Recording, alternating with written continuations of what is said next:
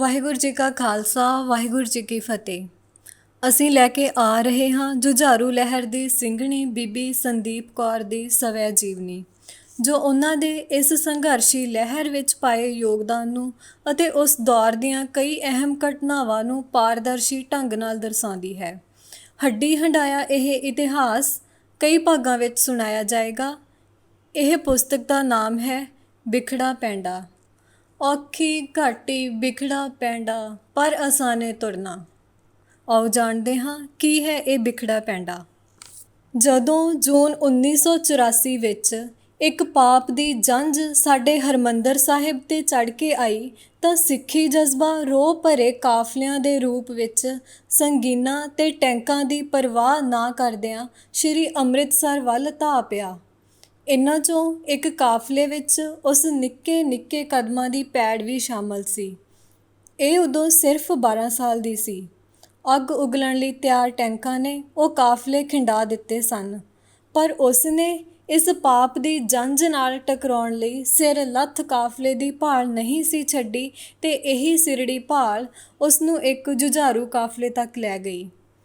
ਇਸ ਜੁਝਾਰੂ ਕਾਫਲੇ ਦੇ ਵਿੱਚ ਠੰਡੀਆਂ ਰਾਤਾਂ ਵਿੱਚ ਨੰਗੇ ਪੈਰੀਂ ਕੰਡਿਆਲੇ ਰਾਹਾਂ 'ਤੇ ਬੰਦੂਕ ਹਿੱਕ ਨਾਲ ਲਾ ਕੇ ਤੈਅ ਕੀਤੇ ਜਾਂਦੇ ਜੁਝਾਰੂ ਸਫ਼ਰ ਦੇ ਹਰ ਇੱਕ ਕਦਮ ਵਿੱਚ ਉਸਨੇ ਇਹ ਸਾਬਤ ਕਰ ਦਿੱਤਾ ਕਿ ਸਿੰਘਣੀਆਂ ਦਾ ਪੁਰਾਤਨ ਜੁਝਾਰੂ ਗੁਣ ਇਤਿਹਾਸ ਦਾ ਖਾਮੋਸ਼ ਅੰਗ ਨਹੀਂ ਹੈ। ਇਸ ਲਹੂ ਡੋਲਵੇਂ ਸੰਘਰਸ਼ ਵਿੱਚ ਆਪਣੇ ਗਰੁੱਪ ਦੇ ਸਿੰਘਾਂ ਨੂੰ ਇੱਕ ਇੱਕ ਕਰਕੇ ਸ਼ਹੀਦ ਹੁੰਦਿਆਂ ਡਿੱਠਣ ਦੀ ਇੱਕ ਗਾਥਾ, ਦੁਸ਼ਮਣ ਦਲਾਂ 'ਤੇ ਬਿਜਲੀ ਬਣ ਕੇ ਡਿੱਗਦੇ ਜੁਝਾਰੂਆਂ ਦੀ ਗਾਥਾ, ਮੌਤ ਅਤੇ ਪੁਲਿਸ ਨਾਲ ਖੇਡੀ ਜਾਂਦੀ ਲੁਕਣ ਮਿਚੀ ਵਿੱਚ ਬੇਪਰਵਾਹ ਖਾਲਸਾਈ ਜ਼ਿੰਦਾਦਿਲੀ ਦੀਆਂ ਝਲਕਾਂ, ਕਮਾਦਾਂ ਤੋਂ ਲੈ ਕੇ ਕਾਲ ਕੋਠੜੀਆਂ ਤੱਕ ਸੰਦੀਪ ਕੌਰ ਦੀ ਹੱਡੀ ਹੰਢਾਈ ਇਹ ਗਾਥਾ ਸਰਕਾਰ ਵੱਲੋਂ ਸਿੱਖ ਜੁਝਾਰੂ ਲਹਿਰ ਨੂੰ ਖਤਮ ਕਰਨ ਲਈ ਵਰਤੇ ਗਏ ਤੌਰ ਤਰੀਕਿਆਂ 'ਤੇ ਵੀ ਚਾਨਣਾ ਪਾਉਂਦੀ ਹੈ। ਬਿਖੜਾ ਪੈਂਡਾ ਬਾਰੇ ਕਈ ਸ਼ਖਸੀਅਤਾਂ ਨੇ ਵਿਚਾਰ ਦਿੱਤੇ ਹਨ ਜੋ ਇਸ ਪੁਸਤਕ ਦਾ ਹਿੱਸਾ ਬਣੇ ਹਨ। ਸਿੱਖ ਪੰਥ ਦੀ ਮਹਾਨ ਸ਼ਖਸੀਅਤ ਭਾਈ ਜਗਤਾਰ ਸਿੰਘ ਹਵਾਰਾ, ਜਿਨ੍ਹਾਂ ਨੂੰ ਸੰਨ 2015 ਵਿੱਚ ਸਰਬੱਤ ਖਾਲਸਾ ਰਾਹੀਂ ਸ਼੍ਰੀ ਅਕਾਲ ਤਖਤ ਸਾਹਿਬ ਦਾ ਜਥੇਦਾਰ ਚੁਣਿਆ ਗਿਆ। ਉਹਨਾਂ ਨੇ ਬਿਖੜਾ ਪੈਂਡਾ ਬਾਰੇ ਤਿਹਾੜ ਜੇਲ੍ਹ ਵਿੱਚੋਂ ਜੋ ਵਿਚਾਰ ਲਿਖ ਕੇ ਭੇਜੇ ਹਨ ਉਹ ਇਸ ਤਰ੍ਹਾਂ ਹਨ। ਇਹ ਕਿਤਾਬ ਹੀ ਨਹੀਂ, ਹੱਡੀ ਹੰਢਾਇਆ ਇਤਿਹਾਸ ਹੈ। ਧਰਮ ਹਰ ਮਨੁੱਖ ਦੀ ਅਧਿਆਤਮਕ ਅਤੇ ਅਜ਼ਲੀ ਭੁੱਖ ਹੈ, ਰੂਹਾਨੀ ਖੁਰਾਕ ਹੈ, ਜ਼ਿੰਦਾ ਰਹਿਣ ਲਈ ਸਭ ਤੋਂ ਮੁੱਢਲੀ ਤੇ ਜ਼ਰੂਰੀ ਲੋੜ ਹੈ।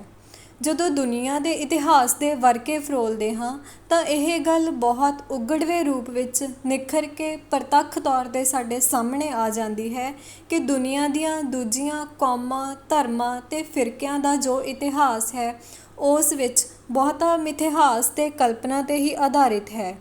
ਉਹਦੇ ਵਿੱਚ ਇਤਿਹਾਸ ਦਾ ਅੰਸ਼ ਨਾ ਮਾਤਰ ਹੀ ਮਿਲਦਾ ਹੈ, ਪਰ ਜੋ ਸਾਡਾ ਸਿੱਖ ਕੌਮ ਜਾਂ ਖਾਲਸਾ ਪੰਥ ਦਾ ਸ਼ਾਨਾ ਮੱਤਾ ਇਤਿਹਾਸ ਹੈ ਉਹ ਸਾਰਾ ਸਾਡੇ ਸਤਿਕਾਰਯੋਗ ਪੁਰਖਿਆਂ ਵੱਲੋਂ ਆਪਣੇ ਤਨ ਅਤੇ ਮਨ 'ਤੇ ਹੰਢਾ ਕੇ ਮੂੰਹ ਜ਼ੋਰ ਸਮੇਂ ਦੀ ਹਿੱਕ ਉੱਤੇ ਆਪਣੇ ਜਾਂਬਾਜ਼ ਬਾਹੂਬਲ ਦੇ ਸਦਕਾ ਸ਼ਮਸ਼ੀਰ ਦੀ ਨੋਕ ਨਾਲ ਲਿਖਿਆ ਹੋਇਆ ਹੈ ਤੇ ਅੱਖਰ ਅੱਖਰ ਪ੍ਰਤੱਖ ਸੱਚ ਹੈ। ਪ੍ਰਤੱਖ ਨੂੰ ਕਦੇ ਕਿਸੇ ਪ੍ਰਮਾਣ ਦੀ ਲੋੜ ਨਹੀਂ ਹੁੰਦੀ। ਬੀਬੀ ਸੰਦੀਪ ਕੌਰ ਵੱਲੋਂ ਲਿਖੀ ਕਿਤਾਬ ਬਿਖੜਾ ਪੈਂਡਾ ਵੀ ਇਸੇ ਇਤਿਹਾਸ ਦੀ ਲੜੀ ਦਾ ਇੱਕ ਹਿੱਸਾ ਹੈ। ਬੀਬੀ ਸੰਦੀਪ ਕੌਰ ਵੱਲੋਂ ਲਿਖੀ ਕਿਤਾਬ ਬਿਖੜਾ ਪੈਂਡਾ ਵਿੱਚ ਖਾਸ ਗੱਲ ਇਹ ਹੈ ਕਿ ਇਹ ਕਿਤਾਬ ਕਿਸੇ ਦਫ਼ਤਰ ਵਿੱਚ ਬੈਠ ਕੇ ਹੀ ਨਹੀਂ ਲਿਖੀ। ਉਸਨੇ ਇਸ ਕਿਤਾਬ ਵਿੱਚ ਖੁਦ ਬਿਖੜੇ ਰਾਹਾਂ 'ਤੇ ਚੱਲ ਕੇ ਆਪਣਾ ਹੱਡੀ ਹੰਢਾਇਆ ਇਤਿਹਾਸ ਵਰਣਨ ਕੀਤਾ ਹੈ। ਸੰਦੀਪ ਕੌਰ ਇਸ ਗੱਲੋਂ ਵਧਾਈ ਦੇ ਪਾਤਰ ਹਨ ਕਿ ਇਹਨਾਂ ਨੂੰ ਦੋਹਾਂ ਮੋਰਚਿਆਂ 'ਤੇ ਲੜਾਈ ਲੜ ਕੇ ਇਹ ਇਤਿਹਾਸਕ ਗੱਲ ਪ੍ਰਤੱਖ ਸਿੱਧ ਕਰ ਵਿਖਾਈ ਹੈ ਕਿ ਅੱਜ ਵੀ ਸਿੰਘਣੀਆਂ ਕਿਸੇ ਵੀ ਗੱਲੋਂ ਸਿੰਘਾਂ ਨਾਲੋਂ ਘੱਟ ਜਾਂ ਪਿੱਛੇ ਨਹੀਂ ਹਨ।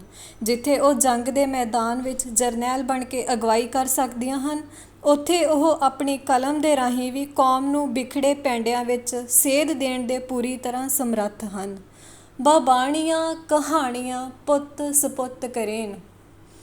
ਕੌਮ ਦੇ ਸਿਰ ਲੱਥ ਯੋਧੇ ਹਮਸਫ਼ਰ ਖਾੜਕੂ ਵੀਰ ਸਾਡੇ ਸਮਕਾਲੀ ਸ਼ਹੀਦ ਭਾਈ ਧਰਮ ਸਿੰਘ ਕਾਸ਼ਤੀਵਾਲ ਦੀ ਜੀਵਨ ਸਾਥਣ ਬਣ ਕੇ ਵੀਰ ਦੇ ਮੋਢੇ ਨਾਲ ਮੋਢਾ ਜੋੜ ਕੇ ਅਤੇ ਹਥਿਆਰ ਚੁੱਕ ਕੇ ਕੌਮ ਦੀ ਵਿਗੜੀ ਸਵਾਰਨ ਦੇ ਲਈ ਤੁਰਦੇ ਰਹੇ ਹਨ। ਘਰ ਦੀ ਸੁੱਖ ਆਰਾਮ ਦੀ ਜ਼ਿੰਦਗੀ ਛੱਡ ਕੇ ਬਾਕੀ ਜੁਝਾਰੂਆਂ ਦੇ ਜੀਵਨ ਦੇ ਕੀ ਕਸ਼ਟ ਹੁੰਦੇ ਹਨ, ਸੰਦੀਪ ਕੌਰ ਨੇ ਉਹਨਾਂ ਨੂੰ ਪੂਰੀ ਸਿਦਕ ਦਿਲੀ ਨਾਲ ਆਪਣੇ ਤਨ ਮਨ 'ਤੇ ਹੰਢਾ ਕੇ ਬਹੁਤ ਨੇੜੇ ਹੋ ਕੇ ਦੇਖਿਆ ਹੈ।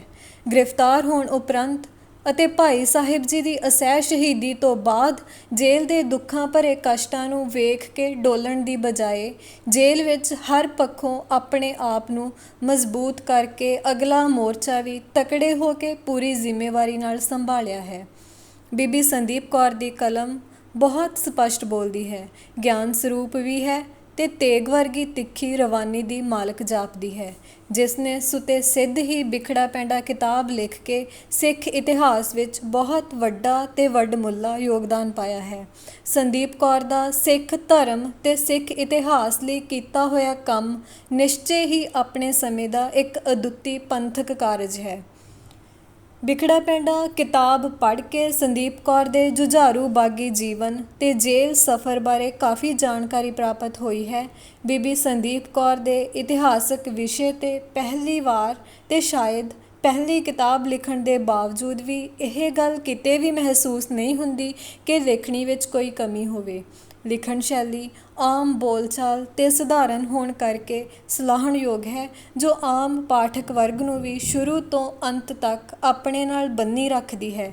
ਕਿਤਾਬ ਪੜ੍ਹਦੇ ਸਮੇਂ ਕੋਈ ਅਕੇਵਾਂ ਜਾਂ ਥਕੇਵਾਂ ਹੋਣ ਦੀ ਬਜਾਏ ਵਿਸ਼ੇ ਵਸਤੂ ਵਿੱਚ ਨਿਰੰਤਰ ਦਿਲਚਸਪੀ ਬਣੀ ਰਹਿੰਦੀ ਹੈ। ਮੇਰੇ ਖਾੜਕੂ ਜੀਵਨ ਦੇ ਕਮਾਦਾਂ ਤੇ ਰੋਹੀਆਂ ਬਿਆਬਾਨਾਂ ਵਿੱਚ ਗੁਜ਼ਾਰੇ ਹੋਏ ਪੁਰਾਣੇ ਦਿਨ ਕਿਸੇ ਫਿਲਮੀ ਚਲਚਿੱਤਰ ਦੀ ਤਰ੍ਹਾਂ ਅੱਖਾਂ ਮੂਹਰੇ ਸੰਜੀਵ ਹੋਣ ਲੱਗਦੇ ਹਨ। ਇਹ ਪੁਸਤਕ ਇੱਕ ਇਤਿਹਾਸਕ ਸੰਭਾਲਣਯੋਗ ਕੀਮਤੀ ਦਸਤਾਵੇਜ਼ ਹੋ ਨਿਬੜੀ ਹੈ, ਸੋ ਪੰਥਕ ਦਰਦ ਹਿਰਦੇ ਵਿੱਚ ਰੱਖਣ ਵਾਲੀ ਹਰ ਸ਼ਖਸੀਅਤ ਨੂੰ ਆਪਣੀ ਜਾਣਕਾਰੀ ਵਿੱਚ ਵਾਧਾ ਕਰਨ ਲਈ ਬਿਖੜਾ ਪੈਂਡਾ ਕਿਤਾਬ ਪੜ੍ਹਨੀ ਜ਼ਰੂਰ ਚਾਹੀਦੀ ਹੈ।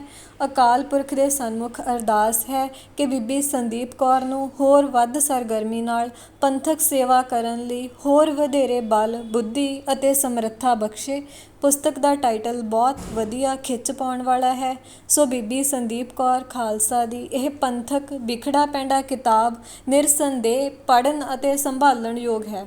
ਸਾਡੀਆਂ ਹਾਰਦਿਕ ਸ਼ੁਭਕਾਮਨਾਵਾਂ ਬੀਬੀ ਸੰਦੀਪ ਕੌਰ ਅਤੇ ਸਰਦਾਰ ਬਲਜੀਤ ਸਿੰਘ ਖਾਲਸਾ ਦੇ ਨਾਲ ਹਨ। ਸਰਦਾਰ ਬਲਜੀਤ ਸਿੰਘ ਜੀ ਖਾਲਸਾ ਵੱਲੋਂ ਬਿਖੜਾ ਪੈਂਡਾ ਬਾਰੇ ਭੂਮਿਕਾ ਇਸ ਪ੍ਰਕਾਰ ਹੈ। ਸੰਦੀਪ ਕੌਰ ਜੋ ਅੱਜ ਮੇਰੀ ਜ਼ਿੰਦਗੀ ਦੀ ਜਾਂ ਮੇਰੇ ਸੰਘਰਸ਼ ਦੀ ਹਮਸਫ਼ਰ ਹੈ, ਉਹ ਮੇਰੇ ਤੋਂ 2 ਸਾਲ ਛੋਟੀ ਹੈ, ਪਰ ਉਸ ਦਾ ਸੰਘਰਸ਼ਮਈ ਸਫ਼ਰ ਮੇਰੇ ਤੋਂ ਕਈ ਸਾਲ ਪਹਿਲਾਂ ਹੀ ਆਰੰਭ ਹੋ ਗਿਆ ਸੀ। ਨਿੱਕੀ ਹੁੰਦੀ ਅੰਮ੍ਰਿਤ ਛਕਣ ਲਈ ਪਰਿਵਾਰ ਨਾਲ ਲੰਮਾ ਸੰਘਰਸ਼ ਕਰਨਾ, ਫਿਰ ਸਾਕਾ ਨੀਲਾ ਤਾਰਾ ਵੇਲੇ ਪਰਿਵਾਰ ਅਤੇ ਪਿੰਡ ਦੇ ਲੋਕਾਂ ਦੇ ਵੱਡੇ ਵਿਰੋਧ ਦੇ ਬਾਵਜੂਦ ਦਰਬਾਰ ਸਾਹਿਬ ਵੱਲ ਜਾ ਰਹੇ ਜਥਿਆਂ ਨਾਲ ਤੁਰ ਪੈਣਾ ਤੇ ਰਾਹ 'ਚ ਵੀ ਕਈ ਤਰ੍ਹਾਂ ਦੀਆਂ ਵੱਡੀਆਂ ਰੁਕਾਵਟਾਂ ਨੂੰ ਪਾਰ ਕਰਦੇ ਜਾਣਾ ਉਸਦੇ ਅੰਦਰਲੀ ਜੁਝਾਰੂ ਸਪਿਰਿਟ ਨੂੰ ਪ੍ਰਗਟ ਕਰਦੀਆਂ ਘਟਨਾਵਾਂ ਸਨ। ਸਾਕਾ ਨੀਲਾ ਤਾਰਾ ਵੇਲੇ ਉਸ ਦੀ ਉਮਰ ਵੀ ਸਿਰਫ 11.5 ਸਾਲ ਦੀ ਸੀ, ਪਰ ਇਸ ਉਮਰ 'ਚ ਅੰਮ੍ਰਿਤਸਰ ਵੱਲ ਜਾ ਰਹੇ ਪੰਥਕ ਕਾਫਲੇ 'ਚ ਉਹਦੀ ਸ਼ਮੂਲੀਅਤ ਵਾਲੀ ਘਟਨਾ ਸਿਰਫ ਉਸ ਦੇ ਅੰਦਰਲੇ ਝਟਪਟ ਫੈਸਲਾ ਲੈ ਲੈਣ ਦੀ ਕਾਬਲੀਅਤ ਨੂੰ ਹੀ ਨਹੀਂ ਦਰਸਾਉਂਦੀ, ਬਲਕਿ ਵੱਡੇ ਵਿਰੋਧਾਂ ਦੇ ਬਾਵਜੂਦ ਉਸ ਫੈਸਲੇ ਨੂੰ ਅਮਲ ਵਿੱਚ ਲਿਆਉਣ ਦੀ ਉਸ ਅੰਦਰਲੀ ਦ੍ਰਿੜ ਇੱਛਾ ਸ਼ਕਤੀ ਨੂੰ ਵੀ ਦਰਸਾਉਂਦੀ ਹੈ। ਜੇ ਕਿਸੇ ਦੇ ਫੈਸਲੇ ਦੇ ਸਾਹਵੇਂ ਸਾਰਾ ਪਰਿਵਾਰ, ਸਾਰਾ ਸਮਾਜ ਵਿਰੋਧ ਵਿੱਚ ਖਲੋਤਾ ਦਿਸੇ ਤੇ ਸਾਰੇ ਹੀ ਇਸ ਫੈਸਲੇ ਦੀਆਂ ਮੁਸ਼ਕਲਾਂ ਦੱਸ ਕੇ ਉਸ ਨੂੰ ਤੋੜਨ ਦਾ ਯਤਨ ਕਰ ਰਹੇ ਹੋਣ, ਤਾਂ ਇਸ ਹਾਲਤ ਵਿੱਚ ਵੱਡੀ ਉਮਰ ਦੇ ਇਨਸਾਨ ਵੀ ਡੋਲ ਸਕਦੇ ਹਨ। ਪਰ ਇੱਕ ਲੜਕੀ ਜੇਕਰ ਇੰਨੇ ਵੱਡੇ ਵਿਰੋਧਾਂ ਵਿੱਚ ਆਪਣੇ ਸਟੈਂਡ 'ਤੇ ਕਾਇਮ ਹੀ ਨਹੀਂ ਰਹਿੰਦੀ, ਬਲਕਿ ਵਿਰੋਧੀ ਵਿਚਾਰ ਰੱਖਣ ਵਾਲਿਆਂ ਨੂੰ ਆਪਣੇ ਫੈਸਲੇ ਅੱਗੇ ਝੁਕਾ ਵੀ ਲੈਂਦੀ ਹੈ, ਤਾਂ ਇਹ ਕਹਿਣਾ ਬਣਦਾ ਹੈ ਕਿ ਉਹ ਕੋਈ ਆਮ ਸ਼ਖਸੀਅਤ ਨਹੀਂ ਹੈ। ਉਸ ਦੀ ਇਹ ਖਾਸੀਅਤ ਸਿੱਖ ਸੰਘਰਸ਼ ਵਿੱਚ ਸ਼ਾਮਲ ਹੋਣ ਦੇ ਫੈਸਲੇ, ਜਿਸ ਲਈ ਕਿਸੇ ਜੁਝਾਰੂ ਨਾਲ ਵਿਆਹ ਕਰਾਉਣਾ ਜ਼ਰੂਰੀ ਸੀ, ਦੇ ਨਾਲ ਹੋਰ ਉਗੜਦੀ ਹੈ। ਉਸ ਨੂੰ ਇਸ ਫੈਸਲੇ ਤੋਂ ਪਿੱਛੇ ਹਟਾਉਣ ਲਈ ਹਰ ਕੋਈ ਦਬਾਅ ਪਾ ਰਿਹਾ ਸੀ, ਪਰ ਉਹ ਪਰਬਤ ਵਾਂਗ ਇਸ ਫੈਸਲੇ 'ਤੇ ਅਡਿੱਗ ਤੇ ਅਡੋਲ ਰਹੀ। ਮੈਨੂੰ ਉਸ ਦੀਆਂ ਭੈਣਾਂ ਨੇ ਦੱਸਿਆ ਕਿ ਅਸੀਂ ਵੀ ਇਹਨਾਂ ਦਿਨਾਂ ਵਿੱਚ ਉਸ ਨੂੰ ਬਿਠਾ ਕੇ ਸਮਝਾਉਂਦੀਆਂ ਤੇ ਇੱਕੋ ਇੱਕ ਭਰਾ ਦਾ ਵਾਸਤਾ ਪਾਉਂਦੀਆਂ। ਪਰ ਅੱਗੋਂ ਸੰਦੀਪ ਚੁੱਪ ਰਹਿ ਕੇ ਸੁਣਦੀ ਰਹਿੰਦੀ ਤੇ ਫਿਰ ਬਿਨਾਂ ਕੁਝ ਬੋਲੇ ਗੁੰਮ-ਸੁੰਮ ਜਿਹੀ ਉੱਠ ਕੇ ਪਰਾਂ ਨੂੰ ਚਲੀ ਜਾਂਦੀ। ਕਿਸੇ ਵੀ ਕੀਮਤ 'ਤੇ ਉਸਨੇ ਆਪਣਾ ਫੈਸਲਾ ਨਾ ਬਦਲਿਆ ਤਾਂ ਸਾਰੇ ਪਰਿਵਾਰ ਤੇ ਰਿਸ਼ਤੇਦਾਰਾਂ ਨੂੰ ਉਸਦੇ ਇਸ ਫੈਸਲੇ ਅੱਗੇ ਝੁਕਣ 'ਤੇ ਮਜਬੂਰ ਹੋਣਾ ਪਿਆ। ਸਿੱਖ ਸੰਘਰਸ਼ ਵਿੱਚ ਜੂਝਣ ਹਿੱਤ ਜਦੋਂ ਇਸ ਦੇ ਲਈ ਜਥੇਬੰਦੀ ਦੀ ਸ਼ਰਤ ਮੰਨ ਕੇ ਸੰਦੀਪ ਕੌਰ ਨੇ ਭਾਈ ਧਰਮ ਸਿੰਘ ਕਾਸ਼ਤੀਵਾਲ ਨਾਲ ਲਾਵਾਂ ਲਈਆਂ ਤਾਂ ਉਦੋਂ ਇਸ ਦੀ ਉਮਰ ਸਿਰਫ 16 ਸਾਲ 4 ਕੁ ਮਹੀਨੇ ਦੀ ਹੀ ਸੀ। ਉਸ ਨੂੰ ਭਾਈ ਧਰਮ ਸਿੰਘ ਕਾਸ਼ਤੀਵਾਲ ਦੀ ਹਮਸਫ਼ਰ ਬਣ ਕੇ ਜੁਝਾਰੂ ਲਹਿਰ ਵਿੱਚ ਵਿਚਰਨ ਦਾ ਮੌਕਾ ਸਿਰਫ 3 ਸਾਲ 4 ਮਹੀਨੇ ਤੇ 2 ਦਿਨ ਹੀ ਮਿਲਿਆ। ਪਰ ਇਹੀ ਸਮਾਂ ਸਿੱਖ ਸੰਘਰਸ਼ ਦਾ ਮਹੱਤਵਪੂਰਨ ਦੌਰ ਸੀ ਤੇ ਇਸ ਅਹਿਮ ਦੌਰ 'ਚ ਸੰਘਰਸ਼ ਲੜਦਿਆਂ ਉਸਨੇ ਹਰ ਤਰ੍ਹਾਂ ਦੀਆਂ ਮੁਸ਼ਕਲਾਂ ਨੂੰ ਦ੍ਰਿੜਤਾ ਨਾਲ ਸਰ ਕਰਦਿਆਂ ਇਹ ਦਰਸਾ ਦਿੱਤਾ ਕਿ ਮਾਈ ਭਾਗੋ ਤੇ ਹਰਸ਼ਰਨ ਕੌਰ ਵਾਲਾ ਜਜ਼ਬਾ ਸਿਰਫ ਸਾਡੇ ਸ਼ਾਨਾਮਤੇ ਇਤਿਹਾਸ ਦਾ ਸ਼ਿੰਗਾਰ ਨਹੀਂ ਹੈ, ਇਹ ਖਾਲਸੇ ਦੇ ਅਜੋਕੇ ਸਫ਼ਰ ਵਿੱਚ ਵੀ ਅੰਗ ਸੰਗ ਹੈ, ਬਸ਼ਰਤੇ ਕੋਈ ਇਸ ਨੂੰ ਪਛਾਣੇ। ਜੁਝਾਰੂ ਲਹਿਰ ਵਿੱਚ ਵਿਚਰਦੇ ਹੋਏ ਸੰਦੀਪ ਕੌਰ ਦੀ ਆਪਣੇ ਹਮਸਫ਼ਰ, ਜੀਵਨ ਸਾਥੀ ਅਤੇ ਸਮੁੱਚੇ ਜੁਝਾਰੂ ਗਰੁੱਪ ਨਾਲ ਭਾਵੁਕ ਸਾਂਝ ਪੈਦਾ ਹੋਣੀ ਕੁਦਰਤੀ ਸੀ। ਪਰ ਉਸਨੇ ਇੱਕ-ਇੱਕ ਕਰਕੇ ਆਪਣੇ ਗਰੁੱਪ ਦੇ ਸਿੰਘਾਂ ਨੂੰ ਸ਼ਹੀਦ ਹੁੰਦੇ ਵੇਖਿਆ। ਅਖੀਰ ਜਦੋਂ ਉਹ ਜੇਲ੍ਹ ਵਿੱਚ ਸੀ ਤਾਂ ਉਸਦਾ ਜੁਝਾਰੂ ਜੀਵਨ ਸਾਥੀ ਵੀ ਜਾਮ-ਏ-ਸ਼ਹਾਦਤ ਪੀ ਗਿਆ। ਇਹ ਸਾਰੀਆਂ ਸੱਟਾਂ ਉਸਨੇ ਜਿਸ ਜਿਗਰੇ ਨਾਲ ਸਹਾਰੀਆਂ, ਦੁਸ਼ਮਣਾਂ ਦੇ ਸਾਹਮਣੇ ਆਪਣੇ ਆਪ ਨੂੰ ਚੜ੍ਹਦੀ ਕਲਾ 'ਚ ਬੁਲੰਦ ਰੱਖਿਆ ਅਤੇ ਰਾਤ ਦੇ ਹਨੇਰਿਆਂ ਵਿੱਚ ਪਹਾੜ ਜਿੱਡੇ ਦੁੱਖਾਂ ਦੇ ਰੂਬਰੂ ਹੋ ਕੇ ਹੌਂਕਿਆਂ ਤੇ ਸਿਸਕਿਆਂ ਦੀ ਆਵਾਜ਼ ਨੂੰ ਦਬਾ ਕੇ ਰੱਖਣ ਦੀ ਪੁਰਜ਼ੋਰ ਕੋਸ਼ਿਸ਼ ਕੀਤੀ।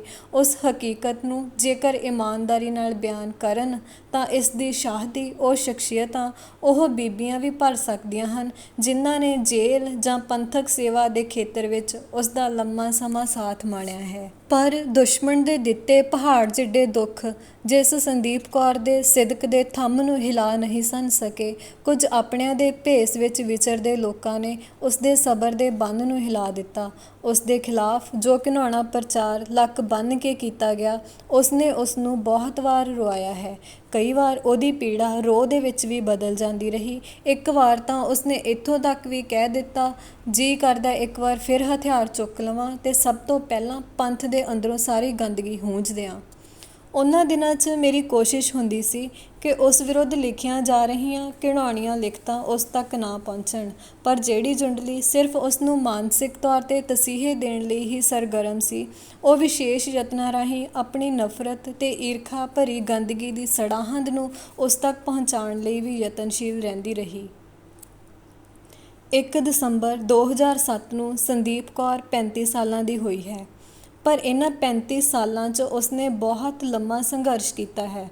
ਉਸਦੇ ਕਈ ਨੇੜਲੇ ਰਿਸ਼ਤੇਦਾਰਾਂ ਨੇ ਕਈ ਵਾਰ ਉਸ ਉੱਪਰ ਦਬਾਅ ਪਾਇਆ ਸੀ ਕਿ ਉਹ ਪੰਥਕ ਸੇਵਾ ਦਾ ਖੇਤਰ ਛੱਡ ਦੇਵੇ ਤੇ ਉਸ ਲਈ ਵਧੀਆ ਬਿਜ਼ਨਸ ਆਰੰਭ ਕਰਕੇ ਦੇ ਦਿਆਂਗੇ। ਪਰ ਪੰਥਕ ਸੇਵਾ ਦੇ ਖੇਤਰ ਵਿੱਚ ਜੁਟੀ ਸੰਦੀਪ ਕੌਰ ਨੂੰ ਅੱਜ ਤੱਕ ਕੋਈ ਇਸ ਖੇਤਰ 'ਚੋਂ ਬਾਹਰ ਨਹੀਂ ਕੱਢ ਸਕਿਆ। ਸੰਦੀਪ ਕੌਰ ਦੀ ਇਸ ਸਵੈ ਜੀਵਨੀ ਦੇ 5 ਕੁ ਭਾਗ ਹਨ। ਪੰਜੇ ਹੀ ਦਰਸਾਉਂਦੇ ਹਨ ਕਿ ਸੰਘਰਸ਼ ਆਰੰਭ ਤੋਂ ਹੀ ਉਸ ਦੀ ਜ਼ਿੰਦਗੀ ਵਿੱਚ ਰਿਹਾ ਹੈ, ਭਾਵੇਂ ਉਹ ਅੰਮ੍ਰਿਤ ਛਕਣ ਲਈ ਕਰਨਾ ਪਿਆ ਹੋਵੇ, ਭਾਵੇਂ ਜੁਝਾਰੂ ਲਹਿਰ 'ਚ ਸ਼ਾਮਲ ਹੋਣ ਲਈ। ਜੇਲ੍ਹ ਅੰਦਰ ਵੀ ਉਸ ਨੂੰ ਇੱਕ ਵੱਖਰੀ ਹੀ ਕਿਸਮ ਦਾ ਸੰਘਰਸ਼ ਕਰਨਾ ਪਿਆ। ਜਿੱਥੋਂ ਤੱਕ ਉਸ ਦੇ ਸ਼ਹੀਦ ਸਿੰਘਾਂ ਦੇ ਬੱਚਿਆਂ ਦੀ ਸਾਂਭ ਸੰਭਾਲ ਦੇ ਮਿਸ਼ਨ ਨੂੰ ਆਰੰਭ ਕਰਨ ਵਾਲੀ ਸੇਵਾ ਦਾ ਸਵਾਲ ਹੈ, ਇਹ ਉਸ ਦੇ ਜੀਵਨ ਦਾ ਸਭ ਤੋਂ ਔਖਾ ਸੰਘਰਸ਼ ਹੈ। ਇਸ ਸੰਘਰਸ਼ 'ਤੇ ਵਧੇਰੇ ਚਾਨਣਾ ਭਾਈ ਧਰਮ ਸਿੰਘ ਖਾਲਸਾ ਟਰੱਸਟ ਵਿੱਚ ਰਹਿ ਕੇ ਪੜ੍ਹ ਰਹੇ ਸ਼ਹੀਦ ਸਿੰਘਾਂ ਦੇ ਉਹ ਬੱਚੇ ਬਿਹਤਰ ਪਾ ਸਕਦੇ ਹਨ ਜਿਨ੍ਹਾਂ ਦਾ ਬਚਪਨ ਸੰਦੀਪ ਕੌਰ ਦੀ ਉਂਗਲ ਫੜ ਕੇ ਅਗਲੇ ਪੜਾਅ 'ਤੇ ਪਹੁੰਚਿਆ ਹੈ। ਖਾਸ ਤੌਰ 'ਤੇ ਸੰਸਥਾ ਦਾ ਸ਼ੁਰੂਆਤੀ ਦੌਰ ਉਸ ਲਈ ਕਰੜੇ ਸੰਘਰਸ਼ ਦਾ ਸਮਾਂ ਸੀ, ਜਦੋਂ ਬੱਚਿਆਂ ਦੀਆਂ ਨਿੱਤ ਦੀਆਂ ਕਿਰਿਆਵਾਂ ਵੀ ਉਸ ਦੇ ਨਿੱਜੀ ਉੱਦਮ ਤੇ ਸੇਵਾ ਤੋਂ ਬਿਨਾਂ ਮੁਸ਼ਕਲ ਸਨ। ਫਿਰ ਆਪਣੀ ਕਾਲਜ ਦੀ ਪੜ੍ਹਾਈ ਦੇ ਦੌਰਾਨ ਹੀ ਸਵੇਰੇ 2:30-3 ਵਜੇ ਉੱਠ ਕੇ ਇਕੱਲੇ ਬੱਚੇ ਨੂੰ ਆਪ ਤਿਆਰ ਕਰਨਾ, ਫਿਰ ਆਪ ਤਿਆਰ ਹੋਣਾ, ਬੱਚਿਆਂ ਨੂੰ ਸਕੂਲ ਲਈ ਤੋਰ ਕੇ ਫਿਰ ਖੁਦ ਤੇਜ਼ ਸਪੀਡ 'ਤੇ ਸਕੂਟਰ ਚਲਾ ਕੇ ਸਮੇਂ ਸਿਰ ਕਾਲਜ ਪਹੁੰਚਣਾ।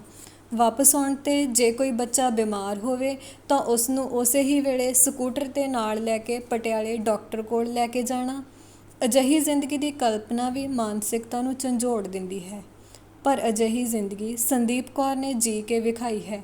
ਇਸ ਸੰਘਰਸ਼ ਵਿੱਚ ਉਸ ਦੇ ਕੋਲ ਆਪਣੇ ਪਰਿਵਾਰ ਤੇ ਰਿਸ਼ਤੇਦਾਰੀਆਂ ਲਈ ਸਮਾਂ ਨਹੀਂ ਸੀ ਹੁੰਦਾ। ਉਸ ਦੀਆਂ ਭੈਣਾਂ ਦੱਸਦੀਆਂ ਹਨ ਕਿ ਉਹ ਕਿਸੇ ਕੰਮ ਸ਼੍ਰੀ ਅੰਮ੍ਰਿਤਸਰ ਆਉਂਦੀ ਤਾਂ ਕੰਮ ਕਰਕੇ ਸ਼ਾਮ ਨੂੰ ਹੀ ਪਟਿਆਲੇ ਵਾਪਸ ਰਵਾਨਾ ਹੋ ਜਾਂਦੀ। ਇੱਕ ਪਲ ਵੀ ਉਹ ਰੁਕਣਾ ਉਸ ਦੀ ਜ਼ਿੰਦਗੀ 'ਚੋਂ ਮੰਨਫੀ ਹੋ ਗਿਆ ਸੀ। ਅੱਜ ਬੇਸ਼ੱਕ ਉਸ ਉੱਪਰ ਦੂਸ਼ਣਬਾਜ਼ੀ ਕਰਨ ਵਾਲੇ ਉਸ ਦੀ ਮਦਦ ਕਰਨ ਵਾਲਿਆਂ ਨਾਲੋਂ ਵਧੇਰੇ ਹਨ, ਪਰ ਉਹ ਇਹ ਮੰਨ ਕੇ ਸਬਰ ਕਰਦੀ ਹੈ ਕਿ ਜਿਸ ਨੇ ਵੀ ਕੋਈ ਕੰਮ ਆਰੰਭ ਕੀਤਾ ਉਸ ਦੇ ਵਿਰੁੱਧ ਦੂਸ਼ਣਬਾਜ਼ੀ ਹੁੰਦੀ ਹੀ ਆਈ ਹੈ। ਦੂਸ਼ਣਬਾਜ਼ੀ ਕਰਨ ਵਾਲਿਆਂ ਨੇ ਤਾਂ ਭਗਤ ਪੂਰਨ ਸਿੰਘ ਵਰਗੀ ਸ਼ਖਸੀਅਤ ਨੂੰ ਵੀ ਨਹੀਂ ਬਖਸ਼ਿਆ ਸੀ। ਪਰ ਸਮਾਂ ਆਪਣੇ ਆਪ ਹੀ ਸਪਸ਼ਟ ਕਰ ਦਿੰਦਾ ਹੈ ਕਿ ਕੌਣ ਠੀਕ ਸੀ ਤੇ ਕੌਣ ਗਲਤ। ਇਸ ਲਈ ਗੁਰਬਾਣੀ ਦੀ ਇੱਕ ਤੁਕ ਉੱਪਰ ਟੇਕ ਰੱਖ ਕੇ ਉਹ ਆਪਣਾ ਕੰਮ ਕਰ ਰਹੀ ਹੈ। ਕੂੜ ਨਿਖੁੱਟੇ ਨਾਨਕਾ ਓੜਕ ਸੱਚ ਰਹੀ। ਵੈਸੇ ਵੀ ਇੱਕ ਪੱਛਮੀ ਵਿਦਵਾਨ ਦਾ ਕਥਨ ਹੈ, ਸੱਚ ਸੁਣਾਈ ਨਹੀਂ ਦਿਖਾਈ ਦਿੰਦਾ ਹੈ, ਤੇ ਉਸ ਵੱਲੋਂ ਕੀਤਾ ਗਿਆ ਜਾਂ ਕੀਤਾ ਜਾ ਰਿਹਾ ਕੰਮ ਹੀ ਘਿਨਾਉਣੇ ਪ੍ਰਚਾਰ ਦਾ ਮੁਕੰਮਲ ਜਵਾਬ ਹੈ। ਇਹ ਕਿਤਾਬ ਉਸ ਦੇ ਜੀਵਨ ਸੰਘਰਸ਼ ਦੇ ਇੱਕ ਪੜਾਅ ਦੀ ਹੱਡਬੀਤੀ ਕਹਾਣੀ ਹੈ। ਉਸ ਦੇ ਜੀਵਨ ਸੰਘਰਸ਼ ਦੀ ਸਮੁੱਚੀ ਹੱਡਬੀਤੀ ਇਤਿਹਾਸ ਦਾ ਹਿੱਸਾ ਬਣੇਗੀ। ਮੁੱਢਲੇ ਸ਼ਬਦ। ਮੈਂ ਕਿਸੇ ਵੇਲੇ ਸਰਦਾਰ ਹਰਬੀਰ ਸਿੰਘ ਭੰਵਰ ਦੀ ਲਿਖਤ ਡਾਇਰੀ ਦੇ ਪੰਨੇ ਜੋ ਇਤਿਹਾਸ ਬਣ ਗਏ ਪੜ੍ਹੀ ਸੀ। ਸੰਗਰੂਰ ਜੇਲ੍ਹ 'ਚ ਜਦੋਂ ਮੈਂ ਡਾਇਰੀ ਲਿਖਦੀ ਸੀ ਤਾਂ ਮੈਂ ਨਹੀਂ ਸੀ ਜਾਣਦੀ ਕਿ ਇਹ ਬੇਤਰਤੀਬੀ 'ਚ ਲਿਖੀਆਂ ਘਟਨਾਵਾਂ ਇੱਕ ਕਿਤਾਬ ਦਾ ਆਧਾਰ ਬਣ ਜਾਣਗੀਆਂ। ਜੇਲ੍ਹ ਦੇ ਅੰਦਰ ਡਾਇਰੀਆਂ ਕਿਉਂਕਿ ਕਿਸੇ ਦੀਆਂ ਨਜ਼ਰਾਂ ਖਾਸ ਕਰ ਜੇਲ੍ਹ ਪ੍ਰਸ਼ਾਸਨ ਦੀਆਂ ਨਜ਼ਰਾਂ ਤੋਂ ਲੁਕਾ ਕੇ ਰੱਖਣੀਆਂ ਪੈਂਦੀਆਂ ਸਨ ਤੇ ਮੈਂ ਮੌਕਾ ਮਿਲਦੇ ਹੀ ਜੇਲ੍ਹ 'ਚੋਂ ਬਾਹਰ ਕੱਢ ਦਿੰਦੀ ਸੀ। ਇਸ ਲਈ ਕਈ ਡਾਇਰੀਆਂ ਬਣ ਗਈਆਂ ਸਨ। ਡਾਇਰੀ ਲਿਖਣ ਦਾ ਨੇਮ ਜੇਲ੍ਹ 'ਚੋਂ ਬਾਹਰ ਆ ਕੇ ਵੀ ਜਾਰੀ ਰਿਹਾ ਤੇ ਇਹ ਡਾਇਰੀਆਂ ਇਸ ਹਥਲੀ ਕਿਤਾਬ ਲਈ ਬਹੁਤ ਸਹਾਈ ਹੋਈਆਂ। ਫਿਰ ਵੀ ਇਹ ਕਾਰਜ ਕਿਆਸ ਤੋਂ ਕਿਤੇ ਵੱਧ ਔਖਾ ਸੀ, ਪਰ ਇਸ ਨੂੰ ਨੇਪਰੇ ਚਾੜ੍ਹਨ ਵਿੱਚ ਖਾਲਸਾ ਜੀ ਨੇ ਮੈਨੂੰ ਬਹੁਤ ਸਹਿਯੋਗ ਦਿੱਤਾ। ਜੇਕਰ ਉਹਨਾਂ ਦਾ ਸਹਿਯੋਗ ਨਾ ਹੁੰਦਾ ਤਾਂ ਸ਼ਾਇਦ ਇਹ ਕਿਤਾਬ ਤਿਆਰ ਨਾ ਹੁੰਦੀ। ਬਾਕੀ ਟਾਈਪਿੰਗ ਕੰਪੋਜ਼ਿੰਗ ਤੋਂ ਲੈ ਕੇ ਟਾਈਟਲ ਡਿਜ਼ਾਈਨਿੰਗ ਤੱਕ ਵੀਰ ਰਣਜੀਤ ਸਿੰਘ ਨੇ ਵੀ ਬਹੁਤ ਮਿਹਨਤ ਕੀਤੀ ਹੈ। ਇਸ ਸਾਰੀ ਕਿਤਾਬ ਨੂੰ ਲਿਖਣ, ਪ੍ਰੂਫ ਪੜ੍ਹਨ ਦੌਰਾਨ ਆਪਣੇ ਜੀਵਨ ਦੇ ਬਿਖੜੇ ਪੈਂਡੇ ਦੇ ਹਰ ਇੱਕ ਮੋੜ ਤੇ ਹਰ ਇੱਕ ਪੀੜ 'ਚੋਂ ਕਈ ਵਾਰ ਮੁੜ ਲੰਘਣਾ ਪਿਆ, ਪਰ ਇੱਕ ਤਸੱਲੀ ਵੀ ਹੈ ਕਿ ਪੀੜ ਵੰਡਿਆਂ ਘਟਦੀ ਹੈ ਤੇ ਇਸ ਕਿਤਾਬ ਰਾਹੀਂ ਮੈਨੂੰ ਇਹ ਪੀੜ ਹਜ਼ਾਰਾਂ ਪੰਥ ਦਰਦੀ ਵੀਰਾਂ ਭੈਣਾਂ ਨਾਲ ਵੰਡਣ ਦਾ ਸੁਭਾਗ ਪ੍ਰਾਪਤ ਹੋ ਰਿਹਾ ਹੈ। ਇਹ ਵੀ ਦੱਸ ਦਿਆਂ ਕਿ ਇਹ ਪੀੜ ਸਿਰਫ ਮੇਰੀ ਨਹੀਂ, ਸਾਰੀ ਕੌਮ ਦੀ ਪੀੜ ਹੈ। ਕੌਮ ਦੀਆਂ ਪੀੜਾਂ ਹਰਨ ਲਈ ਸਾਨੂੰ ਖੁਦ ਨੂੰ ਪੀੜਾਂ ਝੱਲਣੀਆਂ ਹੀ ਪੈਣਗੀਆਂ। ਇਹ ਸਾਡਾ ਫਰਜ਼ ਵੀ ਹੈ। ਇਹ ਫਰਜ਼ ਨਿਭਾਉਂਦੇ ਹੋਏ ਸ਼ਹੀਦ ਹੋ ਗਏ ਸੂਰਮਿਆਂ ਦੇ ਪਰਿਵਾਰਾਂ ਦੀ ਪੀੜ ਕੌਮੀ ਪੀੜ ਦਾ ਹਿੱਸਾ ਬਣ ਜਾਂਦੀ ਹੈ ਤੇ ਇਸ ਲਈ ਹਰ ਸਿੱਖ ਨੂੰ ਆਪਣੀ ਜ਼ਿੰਮੇਵਾਰੀ ਦਾ ਅਹਿਸਾਸ ਹੋਣਾ ਜ਼ਰੂਰੀ ਹੈ। ਭਾਵੇਂ ਕਿ ਪੰਥ ਦਰਦੀਆਂ ਦੇ ਨਾਲ ਪੰਥ ਦੋਖੀ ਤਾਕਤਾਂ ਵੀ ਬੜੀ ਬੇਸਬਰੀ ਨਾਲ ਇਹ ਕਿਤਾਬ ਉਡੀਕ ਰਹੀਆਂ ਸਨ, ਪਰ ਇਹ ਕਿਤਾਬ ਖਾਲਸਾ ਪੰਥ ਅਥਵਾ ਹਰ ਸਿੱਖ ਨੂੰ ਹੀ ਸੰਬੋਧਿਤ ਹੈ। ਖੈਰ, ਕੌਮੀ ਪੀੜਾਂ ਹਰਨ ਲਈ ਤੁਰੇ ਜੁਝਾਰੂ ਕਾਫਲੇ ਦੀ ਰਵਾਨਗੀ ਤੋਂ ਆਰੰਭ ਹੋਇਆ ਬਿਖੜੇ ਪੈਂਡੇ ਦਾ ਸਫ਼ਰ ਅੱਜ ਵੀ ਜਾਰੀ ਹੈ। ਇਸ ਵਿੱਚੋਂ ਕਈ ਹਮਰਾਹੀ ਵਿਛੜੇ, ਰਾਹ ਵੀ ਬਦਲਿਆ ਪਰ ਮੰਜ਼ਿਲ ਨਹੀਂ ਬਦਲੀ ਤੇ ਕਾਫਲਾ ਵੀ ਨਹੀਂ ਰੁਕਿਆ। ਰੁਕਣਾ ਵੀ ਨਹੀਂ ਚਾਹੀਦਾ, ਰੁਕ ਜਾਣਾ ਸਾਡੀ ਮੌਤ ਹੋਵੇਗੀ। ਇਸ ਕਿਤਾਬ ਦੀ ਤਿਆਰੀ ਤੇ ਅੰਦਾਜ਼ੇ ਨਾਲੋਂ ਵੱਧ ਸਮਾਂ ਲੱਗਾ। ਕਈ ਵਾਰ ਤਰੀਕਾਂ ਦਾ ਐਲਾਨ ਕਰਕੇ ਫਿਰ ਹੋਰ ਸਮਾਂ ਅੱਗੇ ਵਧਾਉਣਾ ਪਿਆ, ਪਰ ਜਿੱਥੇ ਇਹ ਕੋਸ਼ਿਸ਼ ਕੀਤੀ ਹੈ ਕਿ ਕਿਸੇ ਪੱਖੋਂ ਵੀ ਕਿਤਾਬ ਵਿੱਚ ਕੋਈ ਕਮੀ ਨਾ ਰਹੇ, ਉੱਥੇ ਇਹ ਵੀ ਯਤਨ ਕੀਤਾ ਹੈ ਕਿ ਇਸ ਬਿਖੜੇ ਪੈਂਡੇ ਵਿਚਲੇ ਹਰੇਕ ਪਾਤਰ ਦੀ ਚੰਗੀ ਗੱਲ ਵੀ ਲਿਖੀ ਜਾਵੇ ਤੇ ਮਾੜੀ ਵੀ। ਅਖੀਰ ਤੇ ਪਾਠਕ ਵੀਰਾਂ ਭੈਣਾਂ ਤੋਂ ਇਹ ਕਿਤਾਬ ਛਾਪਣ 'ਚ ਹੋਈ ਦੇਰੀ ਦੀ ਖਿਮਾ ਮੰਗਦੀ ਹੋਈ ਮੈਂ ਆਸ ਕਰਦੀ ਹਾਂ ਕਿ ਪਾਠਕ ਇਸ ਨੂੰ ਪੜ੍ਹਨਗੇ, ਪੜ੍ਹਾਉਣਗੇ, ਪੜਚੋਲਣਗੇ, ਫਿਰ ਆਪਾਂ ਵੀ ਪੜਚੋਲਣਗੇ ਤੇ ਇਸ ਬਾਰੇ ਰਾਵਾਂ ਵੀ ਭੇਜਣਗੇ। ਪਰ ਮੈਂ ਇਸ ਯਤਨ ਨੂੰ ਤਾਂ ਹੀ ਸਫਲ ਸਮਝਾਂਗੀ ਜੇਕਰ ਹਰ ਪਾਠਕ ਇਸ ਕਿਤਾਬ ਨੂੰ ਪੜ੍ਹਨ ਤੋਂ ਬਾਅਦ ਇੱਕ ਸਿੱਖ ਵਜੋਂ ਕੌਮੀ ਜਾਗ੍ਰਿਤੀ ਤੇ ਕੌਮੀ ਆਜ਼ਾਦੀ ਪ੍ਰਤੀ ਆਪਣੀ ਜ਼ਿੰਮੇਵਾਰੀ ਦਾ ਅਹਿਸਾਸ ਕਰ ਲਵੇਗਾ। ਜਿਹੜੇ ਵੀਰ ਭੈਣ ਪਹਿਲਾਂ ਹੀ ਇਸ ਵਡਮੁੱਲੀ ਜ਼ਿੰਮੇਵਾਰੀ ਦੇ ਅਹਿਸਾਸ ਦੇ ਰੂਬਰੂ ਕੌਮ ਦੀ ਬੇੜੀ ਇਸ ਭੰਵਰ 'ਚੋਂ ਕੱਢਣ ਲਈ ਯਤਨਸ਼ੀਲ ਹਨ, ਉਹਨਾਂ ਨੂੰ ਪ੍ਰਣਾਮ। ਸੰਦੀਪ ਕੌਰ, ਭਾਈ ਧਰਮ ਸਿੰਘ ਖਾਲਸਾ ਟਰੱਸਟ।